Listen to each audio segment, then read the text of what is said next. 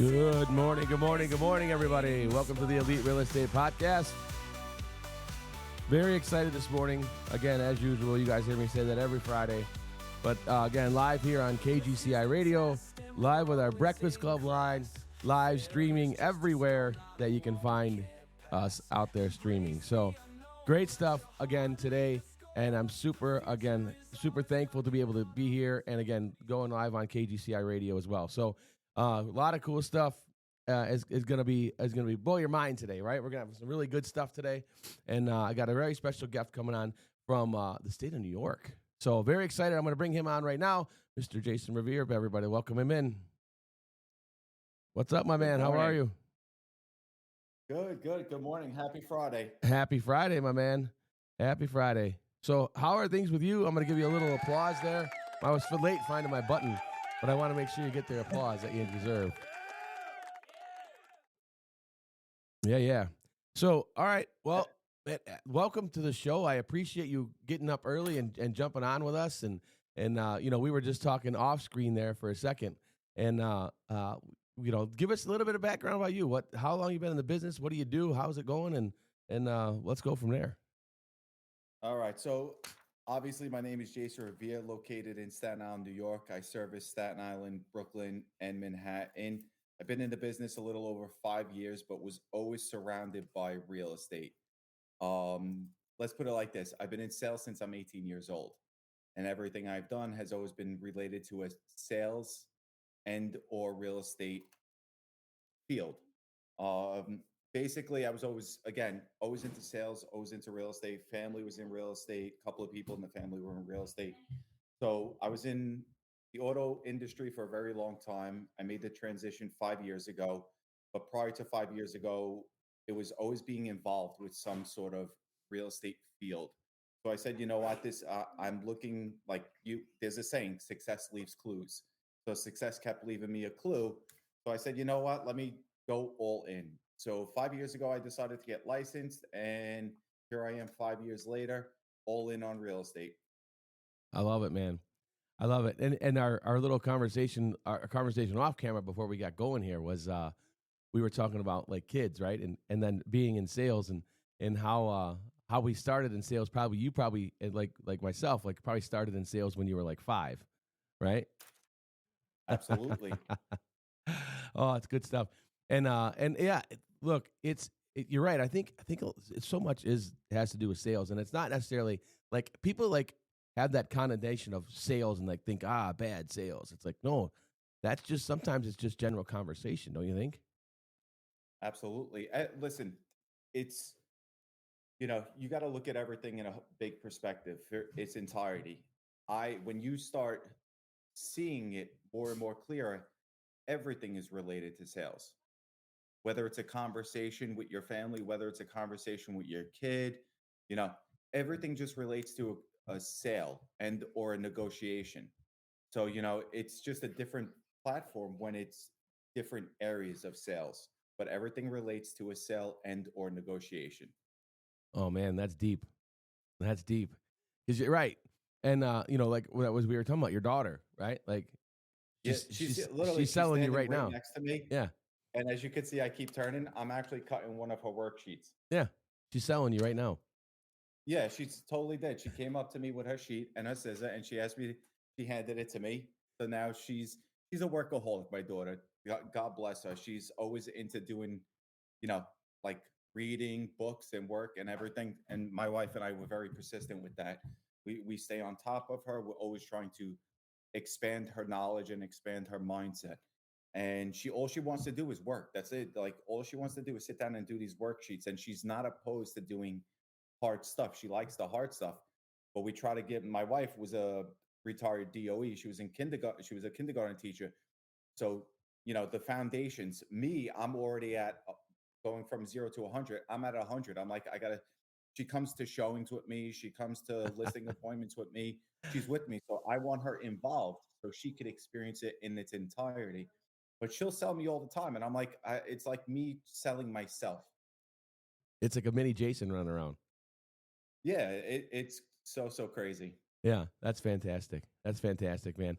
And so you are now you're really luxury, right? Like, I mean, is that like your niche is luxury? Is that where you're at, or is it So just because of where everybody you're at? asks, so listen, everybody asks that question. Yes, I do focus on luxury properties, but here's the whole entire thing, right? I don't, when I got into real estate and when you go into sales, you want to be able to serve, right? And I believe that if you serve with the right intentions, the money's a byproduct. But I don't want to be known as the guy that just only does luxury properties. So I open up to everything. Anybody that's looking for help, I'm open to having that conversation with them within means. If it's in a different location or if it's a different type of residential or commercial property, if it's something out of my realm, I will send it off to somebody else. But I like to be able to be known as, it's real estate. So yes, I do focus on luxury homes, but I also do some commercial and I also do some other rentals because you know what? I want to serve people. I want to serve the public. It's not about, you know, selling a 3, 4, $5 million house and then selling a $500,000 house. No, you got to put it all in a basket, take the good, bad, and ugly, and then just work within those means. But I want to be able to help people. The goal here for me is to help people. So whatever that takes, whether it's a $500,000 house, $1 million house, or a $5 million house, I'm open to it. You know what I mean? I'm not going to shut the door on somebody and say, I only want to buy a $1 million house, but you're only showing me $3 million houses. No, we're going to talk about the whole entirety. And I could dive deeper into that with actually one of my clients now, where we're bouncing from multi-million-dollar properties on the buyer side. And then him and his wife are sending me houses that fixer uppers. So every angle in that process, I'm explaining to them, listen, if you go with a fixer upper, this is your ARV. This is what's going to take. This is what your expected time frame with delays is going to take. If you go for a more expensive house, you're getting what you want and you can move in and be ready.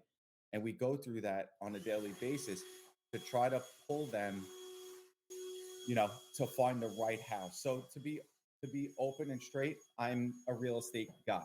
Yeah.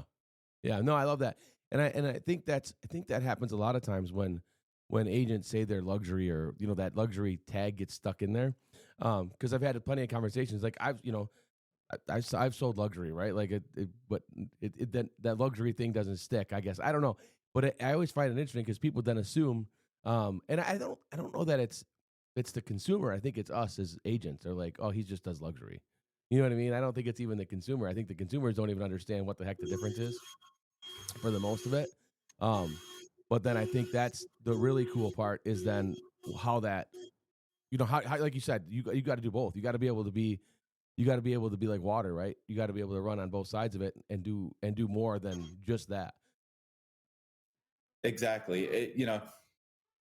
When you're in sales and you're doing sales for such a long time. Now keep in mind, I've been in sales since I'm 18, like W2 employee, salesperson at 18 years old.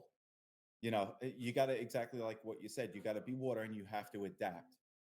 So the more you become adaptable, the more experience and the more knowledge you have. So if you could step back and say and get the thought of being like, I'm only going to sell $5 million houses and up. Listen, there's agents out there that specialize in that, and I love it, and I see it every day. I think that's awesome. But this is just me and me alone. I want to help people. I want to serve people. And how I can do that is by putting my best foot forward with their intentions at hand and their goals in hand. Because one thing I believe, and I say this all the time, is that my clients' goals become my goals. And I get obsessive about my goals. I love that, and so and I want to stick on that because I got some stuff to talk about with goals too, right? But let me ask you this: so one thing you say, and this is one thing I coach and talk to agents about all the time, is we're here to help people. Like we're in a service business, and I think people miss that about real estate a lot. About like the general consumer, they just assume that we're just you guys just make money and but like no, my whole job is to help people make the correct. I'm a fiduciary, right? Like that's our responsibility. Our responsibility is to make sure that we put our clients in the right situations no matter what. I'm so glad you talk about that, because I think that's one thing that, like, again, the general consumer, the person out there that doesn't know real estate, just assumes that, well, we're just in this for the commission and whatever else. But no, we're here to help. And I find that the more successful an agent like yourself, right? Like, you're a very successful agent. You got a very strong business running out in New York. And look, you're in New York, Manhattan, Brooklyn. You're not in an easy market where it's like, oh yeah, I just sell a couple houses, right? Like, you're in New York, you're in Brooklyn, the Manhattan, like, it's like not that's where Donald Trump, right? I mean, like, that's where we're at. And so for you to have that strong of a presence in a market like that, it's all about service. Am I right? Absolutely. Let's. I there's a word that I look at, right, and I say it all the time. It's actually two things that stick in my head. It's setting the standard and showing your value. If you're knowledgeable and you can do and be adaptable and learn to help the public and serve, why not why not offer that to all different individual why all different markets? It just doesn't make sense. It's like this. You can help a lot of more people if you're adaptable and serve at a higher rate. And then the other part about it is it's exactly what you said. Everybody speaks about the commissions. I listen, commissions are negotiable. We all know that, right? But you one thing I've learned over time is that if you bring such a strong value and you know what you're doing and you're good at what you're doing, when you set your commission fee, your client will say, okay, no problem. Or they'll try to negotiate you with a little bit. Like, everything in life is a negotiation. And I'm up for negotiations. I love it. But you can't look at the money aspect of it. You have to look at serving the right way, because the money is a byproduct. If your service brings such good value and you can do more than the next person can, the money will be a byproduct, and the money will come to you.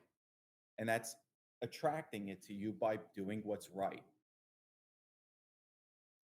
But look, man, it's that's the thing, right? Like, that's it. That's the thing is, the more, and again, like you said, you set your commission, right? Like, this is what I charge. Now, it goes back to you kind of hit on it a second ago too. Like, it's providing the value. See, when people see the value, they don't worry about the price, right? No one Yep. worries about the price. Like, there's a reason we buy, like, designer bags or designer clothes, right? It's not they're not the clothes aren't any better. Sometimes they are, but for the most part, like, it's not. You don't have a better material, right? It's the same damn thing, but I want that name, Ne- right? It's the name, and that name holds a value to it because of its presence. Yep. Man, like, it sounds, it's that simple. It's deep, but it's literally that simple. Like, when the whole NAR thing came down in August and all that stuff was happening, like I told all of our agents, I said the same thing. Like, if you provide a value, right? If your people perceive that this value you're providing outside of just opening a lockbox, right? If you're just opening lockboxes, anybody can do that. I mean, we can do it with our phone. You know what I mean? Like, I don't even have to leave the house. I can unlock a lockbox from wherever. But at the same point, but if I show up and I have notes and I'm talking you through a process and explaining how things work and going, being overly done with providing a service, then nobody even worries about what the commission is. Nobody even by bats an eye at Yeah. it. I'll give you a perfect example. I went to a listing appointment about a month ago, and I sat down with the family. It was a very emotional experience. A very it's a good price point in a listing, right?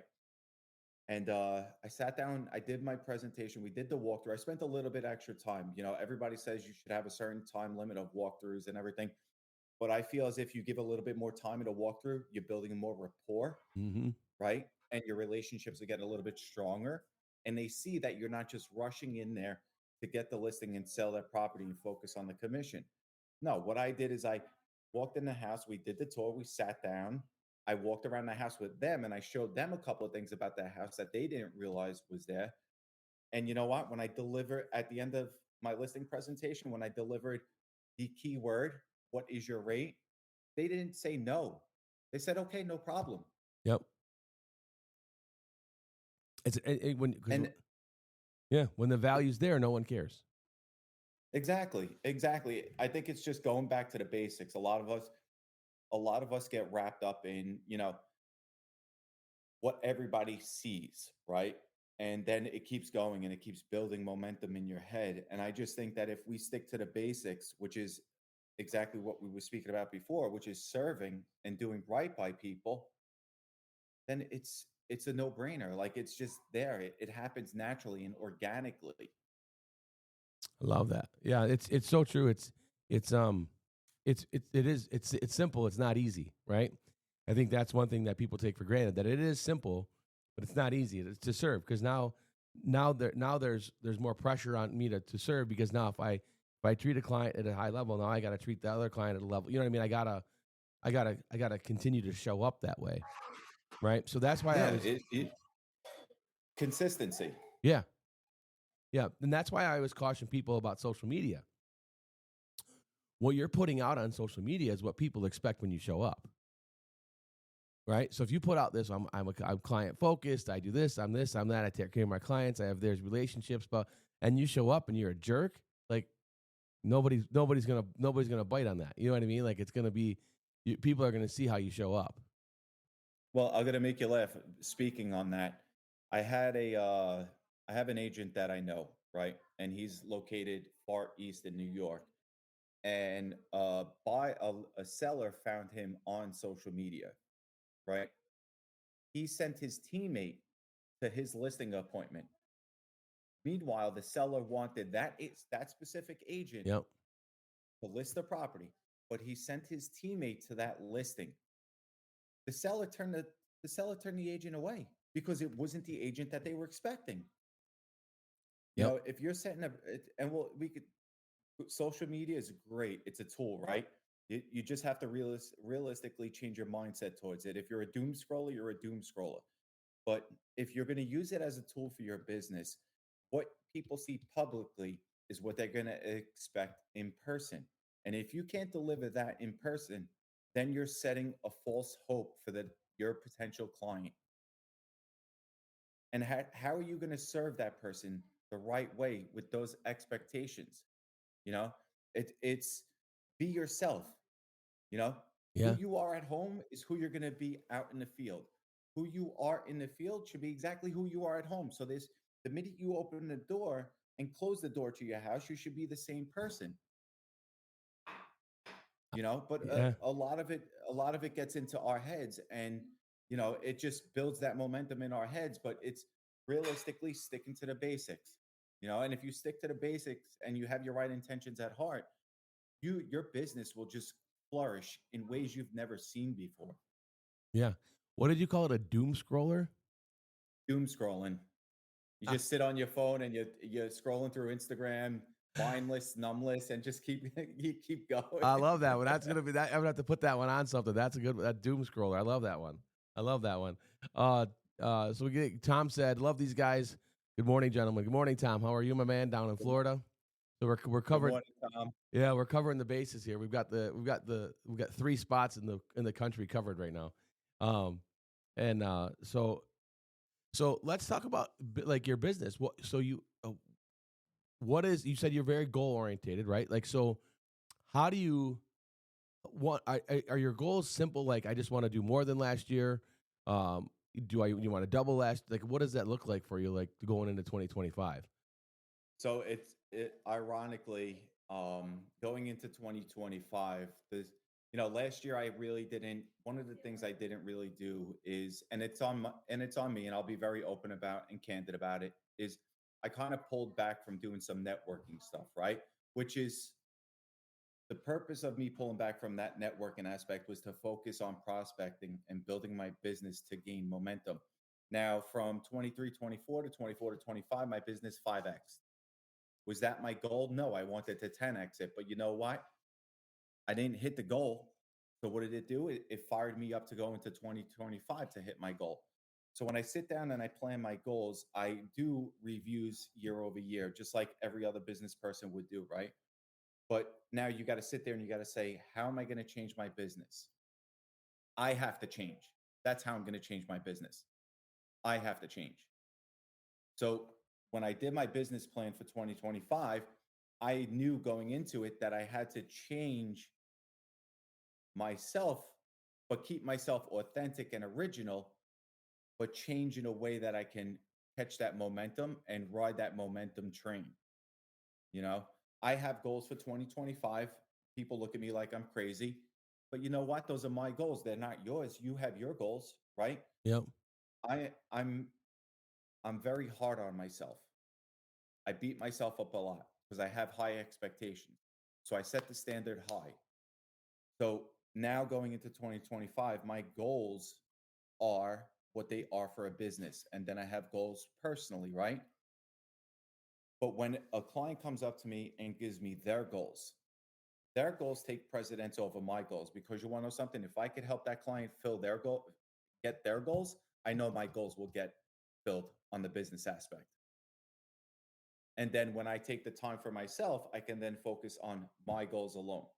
So it's separating the both, but kind of marrying them together when it comes down to a person and personality. Yeah. And so when you're now, how are you tracking your goals? Are like is in their CRM, or do you like how are you tracking everything? I'm an old school person. I have spreadsheets. I love it. I have spreadsheets. I'm a geek when it comes down to spreadsheets. Even in my old industry, people looked at me like I'm a lunatic because we had CRMs and we had programs that would track our goals and track what our monthly statistics were. So in my previous industry, I used those systems and I implemented them into my business. So every month I'll look at it like, okay, so goal January 1, Q1, January 1st to March 31st. What's Q1 goals? And then what I do is I say, okay, when Q1 is over, what's Q2 goals? Right. And Yep. then when Q2 is over, I get Q3 goals. So I don't, the goal aspect is yearly goals, but I also do quarterly goals. It's Got it. kind of just have a, a clean process that's going to work for you and your business model. But, a lot of people say if you don't hit your goals, you kind of feel like crap. And, you know, I get it. But then one of the greatest salespeople of all time, Grant Cardone, said it: 10x your goals. Yeah. Even if you don't hit it, you still came close, right? It's better than 5x in your goals, and you're Yeah. not hitting 5x. 10x your goals. Set goals so big that people look at you like you're so far fetched. Like even family members look at you like you're far fetched. That's their vision. That's what they think because they're thinking in a different way. Their mindset is completely different than our mindset. But you have to set your goals with the right intentions and just show up and be consistent. Consistency is the biggest key. And then the other part of it is discipline. You getting up at 5 a.m. to go to the gym to make sure, like like we were talking about earlier, I was supposed to be at a networking event in Western Long Island yesterday. For me to get to that event, it was a 2.5 hour drive. And the event started at 8:30 a.m., which means I have to leave my house at 6, which means that I have to get up at 4 to get to the gym. How am I going to do that? Okay, so I got to go to sleep earlier the day before. I didn't go to that networking event because I had business that I had to take care of, but that's my mindset. It's review, plan, execute. Simple steps, right? Review, plan, Simple. It's the execute. basics. Yeah. It's the basics. Yeah. And I like the how you explain it, like because I'm a big thing about goals too. Is you set them for the year, but then you have to break them down to like your quarter, your month, your week, your day, because if not, you get lost, right? Like if I can say, all right, I want to sell 100 homes next year. Great. What do I have to do today to get me to sell 100 homes? Like, because I have to know today, what do I need to do today? Right? It's Friday. I need to know what I should be doing today to sell 100 houses. I don't know how to do that. And one of the things that I had a conversation with GoGo not too long ago, And one of the things that she was talking about is this AI, and we kind of talked about this a little bit off camera, but how the goal setting prompts that she has for AI that help you set goals and then actually come up with an actionable plan for you to once you set your goals, the AI will help you design this plan. It's insane.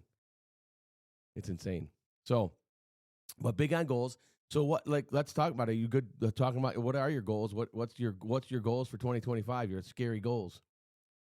Uh, so realistically, so put it like this: I set an expectation last year to do a certain number in production. I came shy of it, and the reason why I came shy is because you know other hands in the pot. Let's just say. Yeah. Uh, I doubled those goals this year. So realistically, I like to be doing 25 million in production this year. My last year production goal was 50 million. I was working on a few big transactions that kind of fell apart due to, behind the scenes situations. Yeah, 25 million in production is the goal. And, it's going to take more out of me than anything else. And you know what? I'm all for it. Push my limits. Let's get past that. Let's set the bar so high that 2026 Jason looks at 2025 Jason and says, "Who are you? And where did you come from?" And Yeah. just keep setting that standard every year. 1% better every day, right? That's it. That's it. And always keeping. Tom just said the 12-week year. Yeah. Absolutely. And and I'm pretty sure a few people listening will know who Ed Milet is.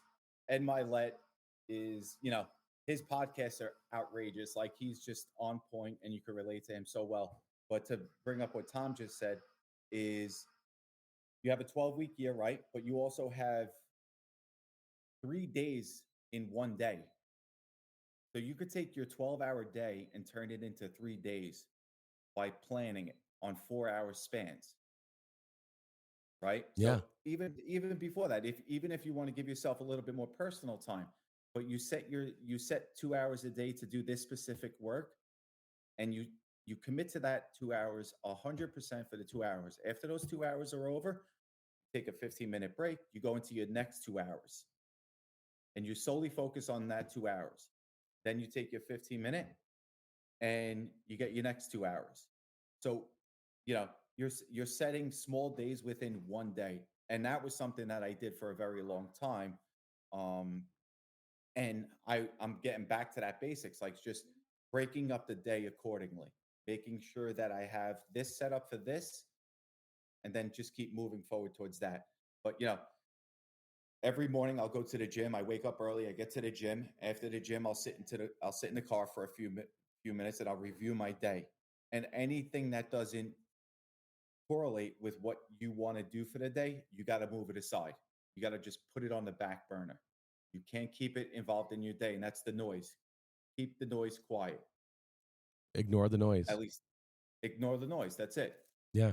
Yeah, and something you're hitting on is super important too, because we always talk about time blocking and all the things that we talk about. But I like one of the things that the simplicity of what you're saying is simply like so to give you kind of like where I'm at too, right? So I choose a word for the year, right?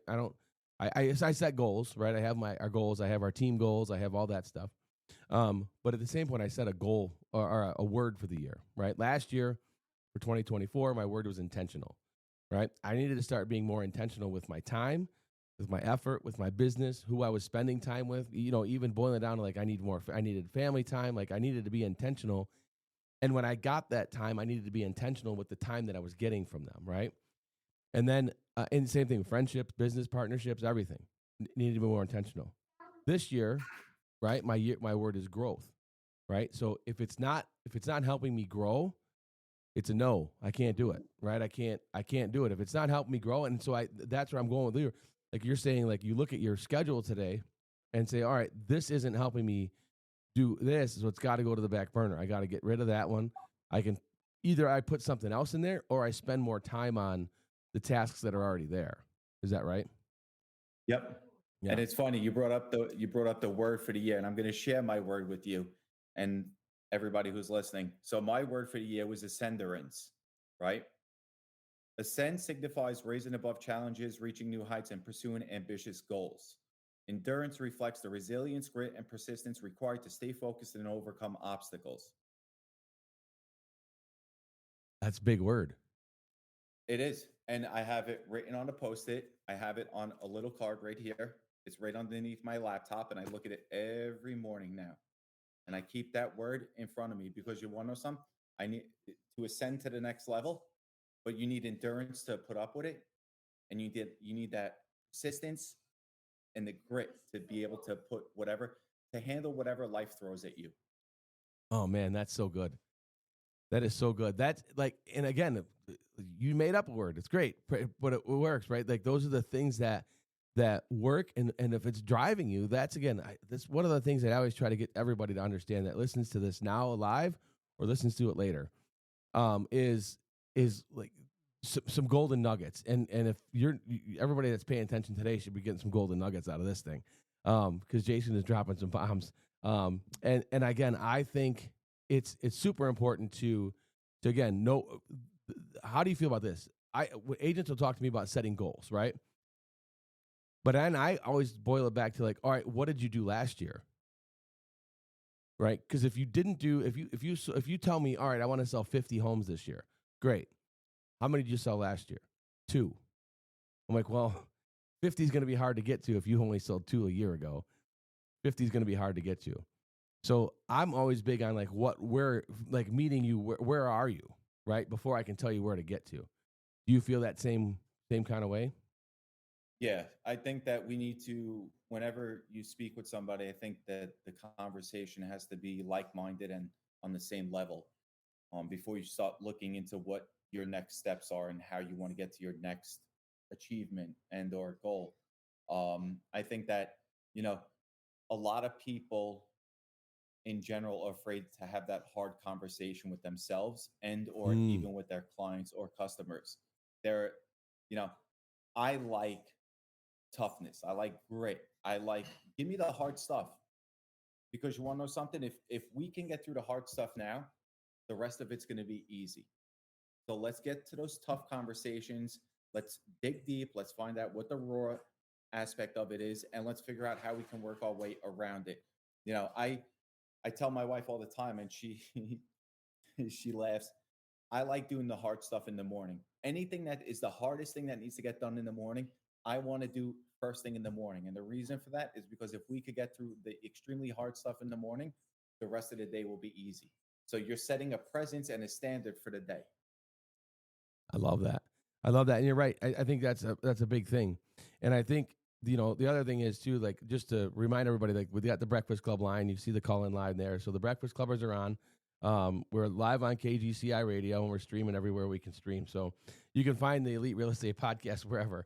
Tons of places this morning. But one of the things we've been talking about too, I think, is goal setting and all that stuff and how important it is. But talk to me about, like, we were talking off air about technology, right? How much is technology playing in to what you're doing, even though sometimes we kind of like we don't want to mess with technology? So yeah, I'm when I'm with people, I like to be present, right? And I think that technology could pull our distraction. It's something that it's going to pull our attention, but yet we need it. So it's a love-hate relationship. Technology has helped me. Yes. Have I dove fully into it? No. And it was actually, I went to a networking event on Wednesday, and the person I was sitting next to said something to me, and it sat there with me, and then it sunk.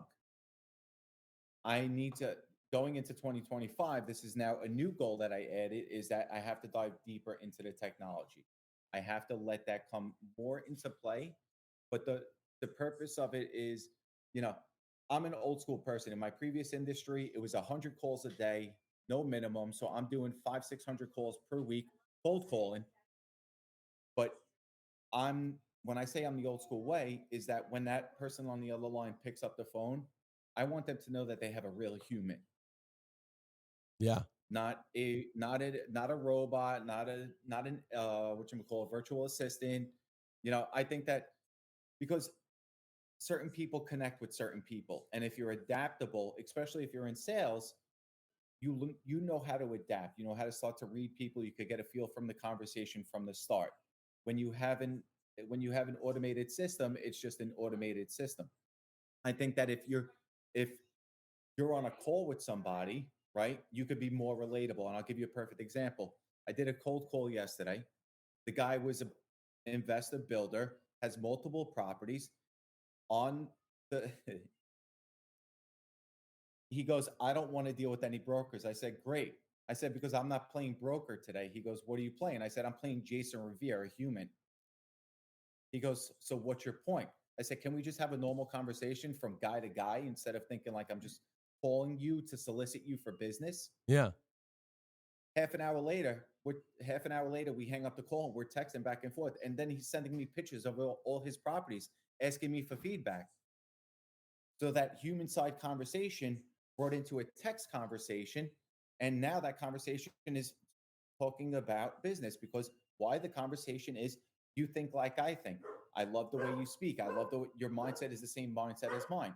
So, you're not going to get that with everybody, right? You're not, but you still have to stand. You have to get up to the plate and take those swings, right? The more swings you take, the more likely you're going to get a home run out of it. And there's another saying is the more hands you shake, the more money you make, right? I love that one. So you by having those personal conversations and keeping it basic shows the person on the other side that you're a human just like they are, and you're not just there to talk about business.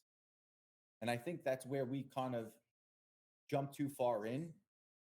I Yeah. just want to be Jason Revere, the human. And if my business can serve you, let's talk. If not, let let us talk about something else. Let us talk about the game last night. Let's talk about the weather, whatever it may be. You know what I mean? It's Yeah. just breaking the ice to get a warm conversation going. Yeah. And at the end of the day, look, we're just human, right? Like that's just who we are. And it goes back to what we talked about at the very beginning of the show was like just that goes back to that service driven, right? Like I'm service driven. And it's funny how I ask you a question about technology and you turned it back into like just having a conversation with people because that's the importance of it, Yep. right? That's the importance of it. And so I think that's one thing we do sometimes miss is the fact that it's all of a sudden it's technology and it's social media and I'm an influencer and I'm taking pictures everywhere but now where does that human element come back in? And I was at Exactly. I was at a networking event yesterday, and the networking event yesterday I had a guy come up to me, and he's an investment banker. He does insurance and investment banking and all this other stuff. And so one of the things he said to me was, man, what drives me crazy at these things is when people come up to me and say, "How are you doing?"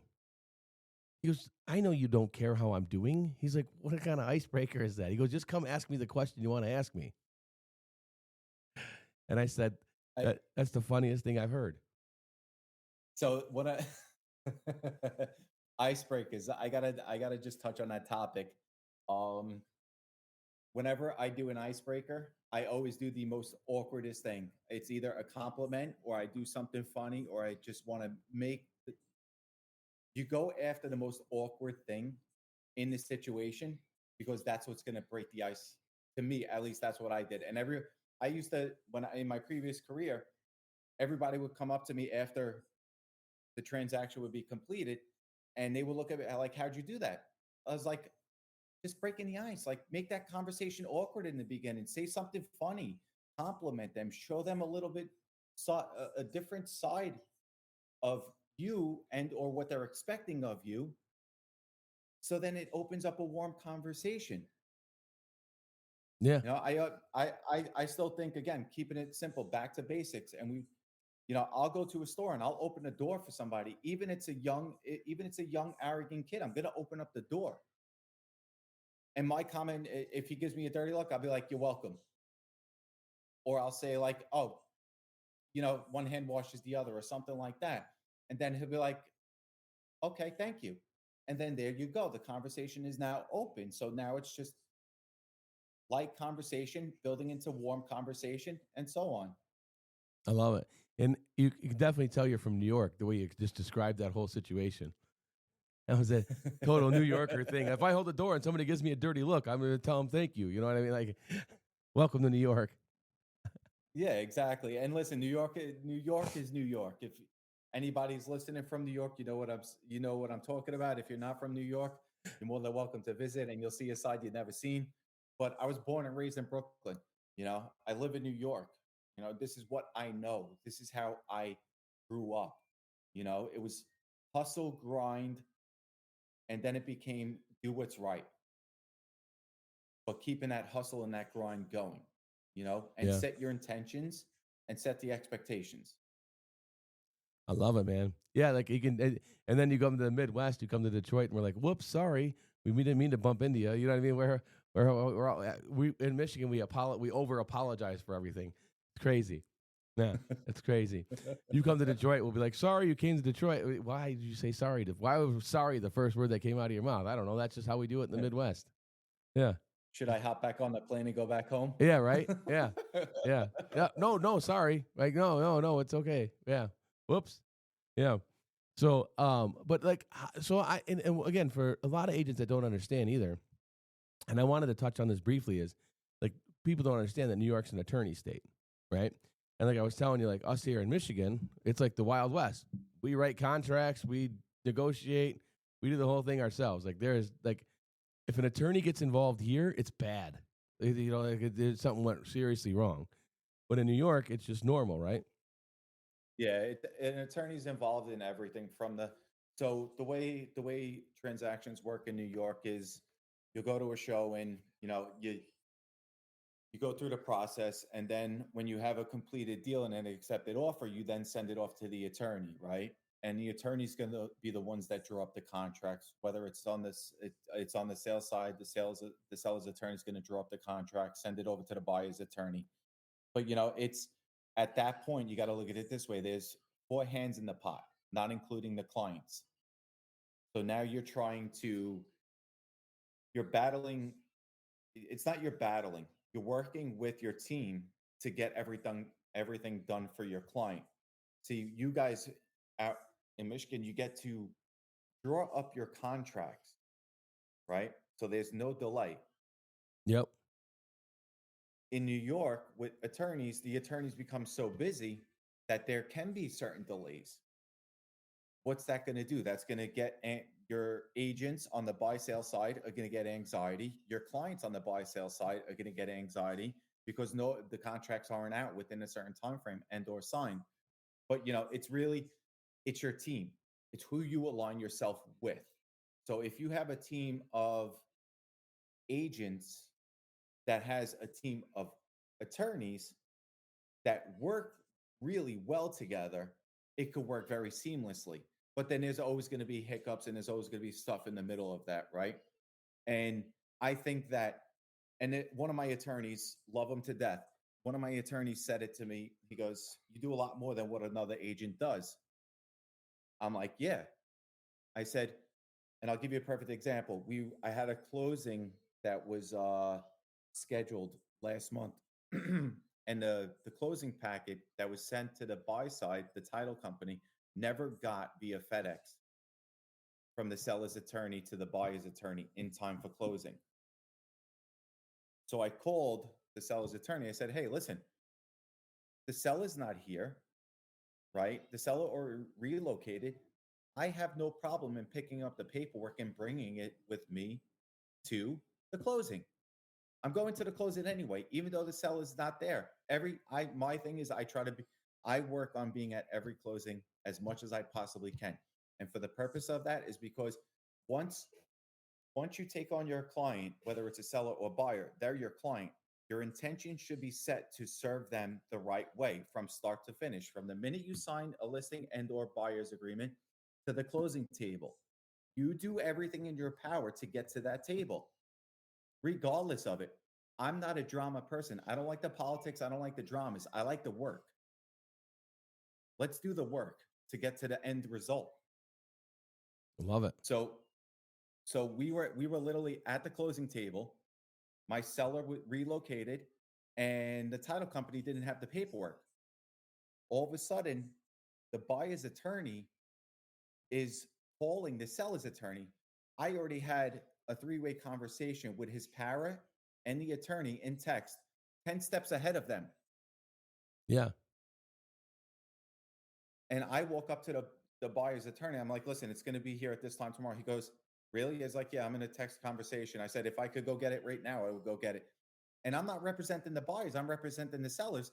But at the same time, I want this transaction closed Yeah. because I want my sellers to be happy. So what does it take? It takes more than what you're supposed to do to get to the end result. And I think that, there's an old saying in my previous career where there's too many hands in the pot makes the soup go bad. Yeah. That happens, but you want to know something? As an agent, you're there to support that till the end. So however I can support that and whoever that agent can support it till the very end, I think that's what it takes. I think going above and beyond, but set your expectations low, but deliver high.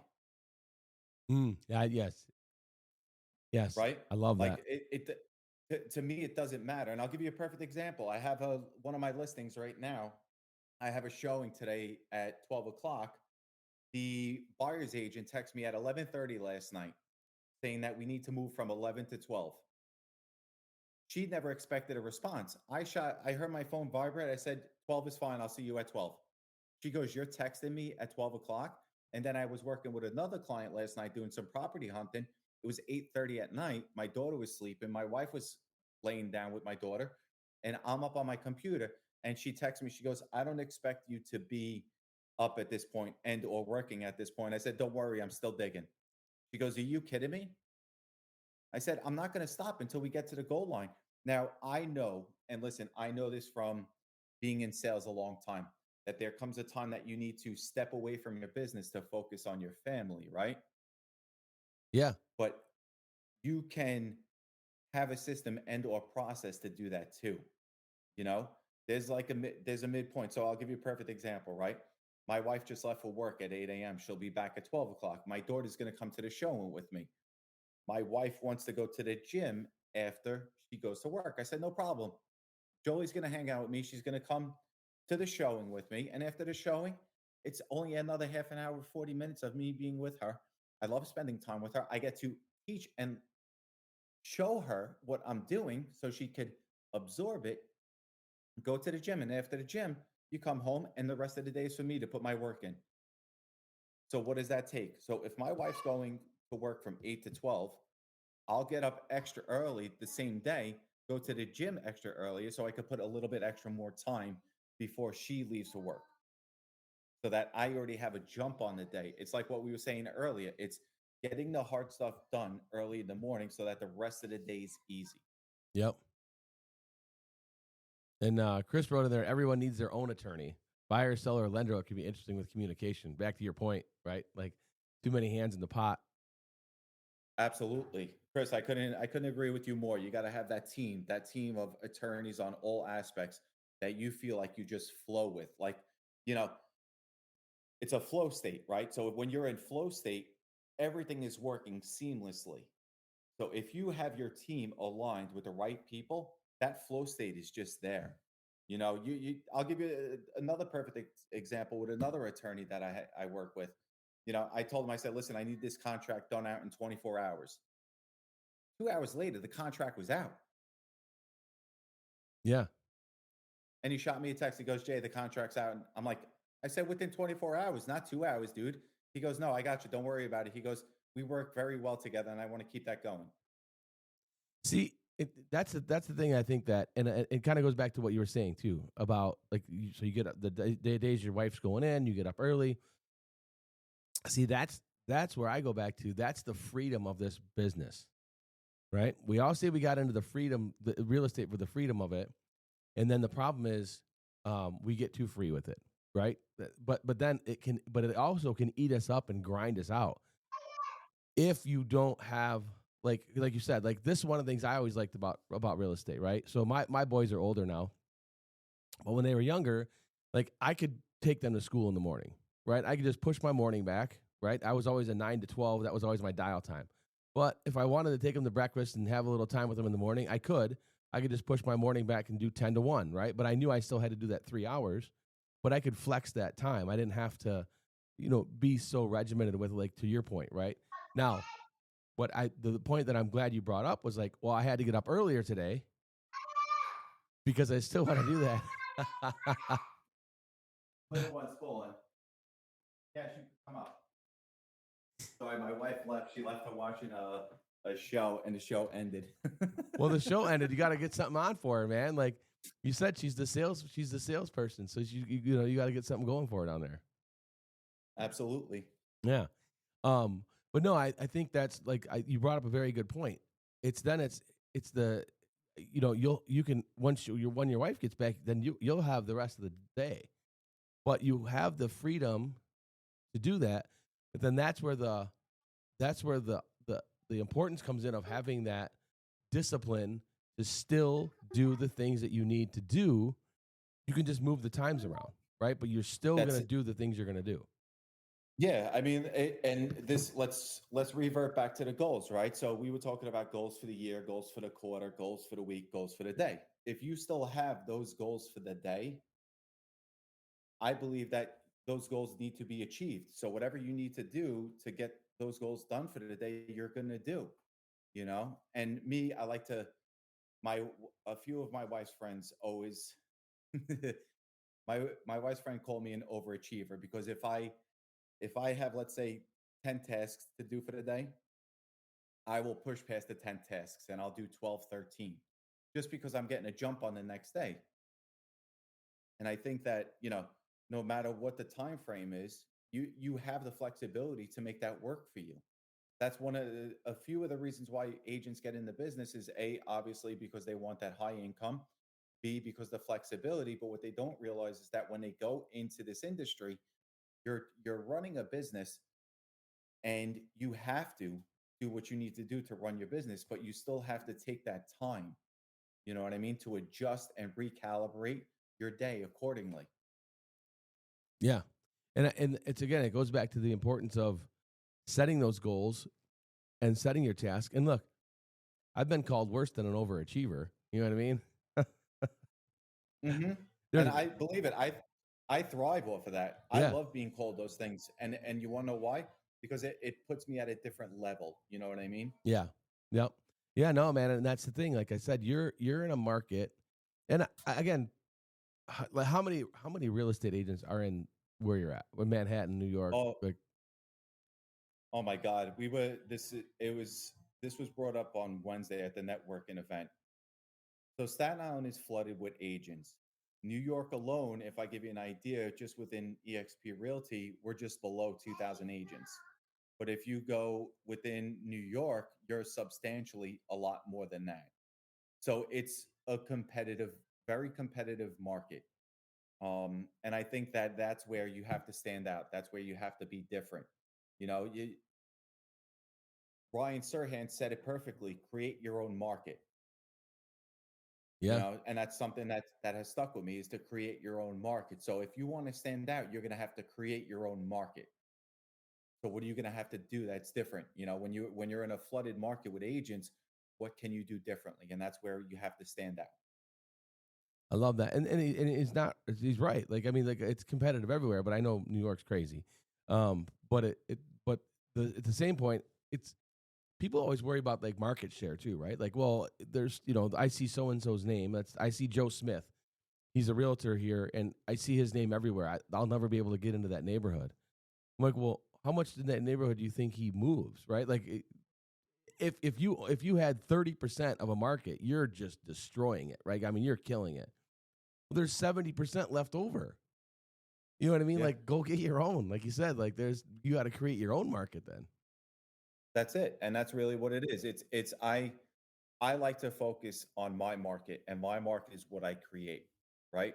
If I'm doing if if I'm doing what's right by everybody, the word will spread, right? And now you're creating your own market. At that point, to touch on what you were saying about market share, if you're creating your market and you're not listening to anything else, and you're solely focusing on your market, then you know what? That 30, 40, 50% share of the market will come organically. Yeah. And so let me ask you this too. So we got about 5 minutes left, but what is like your production like? What are you FISBOs, expireds? Like where are you getting your business from? So a lot of my business is coming from referrals and previous clients. I do get a lot of FISBO, so I'm neurotic. I don't like to. One thing about me is I tell my wife all the time, I'm not a homebody. I can't sit and be in one place. I have to be out and about. I'll give you a perfect example. One of my listings now stems from a business that I do business with, and it was a quirky situation. I went to her business for service, and for some reason, she thought I paid online, but I didn't pay online. She forgot to run my card. So she calls me the next day and she felt embarrassed that she didn't run my card. I said, please never feel embarrassed. I came into your business for your service. I said, if I ever set foot in your business and I don't pay for your service, you have the right to authorize to use my card. And that meant so much to the business owner Yeah. that she called me a few weeks later and she gave me three different opportunities. So it's really just going around your community, showing that you're a human, not really focused on the transaction, just solely focus on building those relationships. And once you start building those relationships, the business will come, and the networking will come, and the referrals will come. A lot of my business stems from referrals, and a lot of my business comes from where I do business. Love that. Yeah, and it's like it's right. I coach agents all the time on like don't be a secret agent, right? Don't be the secret agent that nobody knows you're a realtor. Everybody needs to No, know you're a realtor. listen, put it like this. This is something I tell myself all the time, and I hope that this resides with a lot of people that are listening. You were giving a name, right? You were given a name. What does that name mean to you? Does that name mean that it's just going to be simply Jason Revere? Or does that name mean like everybody's going to know who Jason Revere is? You got to keep that in mind. You're building your life, you're building your legacy. What kind of legacy do you want to leave? It stems from your name. One of my things is everybody used to say, "Oh, Jason Revere." I said, "Yeah, like Paul." And they're Yeah, like, "Oh, wait, Paul Revere." I'm like, "Yeah." So now that sticks in people's heads more than anything. yeah, So I got a call yesterday too that from a previous client from 4 years ago. She left me a voicemail. She goes, "I miss you. I miss you. I haven't spoken to you in 4 years. I hope all's well. I know you're doing real estate. We need to talk. We need to talk. It's not for me. It's for one of my friends." She goes, "But all I remember whenever I see your name is like Paul." hilarious. And that in her mind, that term like Paul sparked her to call me Yeah, to help her friend sell her property. whatever works. Yeah, Yeah, I mean, listen, it's you just have to be all in. be all in. Maybe that's the sentence for the year, right? Is be all in. Yeah, is be all in. I love that. I love that. Well, man, look, I appreciate you jumping on with us this morning. I'm thankful that you were able to get around, move some things around for us and jump in. And I always appreciate time when people do this because it is early. But you've been up since 4:30, so this isn't nothing for you. Absolutely. It's my pleasure. Thank you for having me. And it's an honor and a privilege to be on the call with you. Well, I appreciate it, man. And look, every Friday we are live on KGCI Radio. We are live on KGCI Radio every Friday. The Breakfast Club is on. The call is there. We are streaming everywhere. The Elite Real Estate Podcast. Jason Revere, thank you, my man. Again, I appreciate the time, everything this morning. Find him. Where can we find you? You can find me on Instagram at the real_Jason_Revere. pretty much you could go there for all needs, or you could go to jasonrevere.exprealty.com. I mean, my name is pretty simple to find. Reach out any which way. Like Paul. Like Paul. Like Paul. Love it, brother. I will talk to you soon. Breakfast Clubbers, we are out. KGCI Radio, thank you very much. And we'll be back next Friday.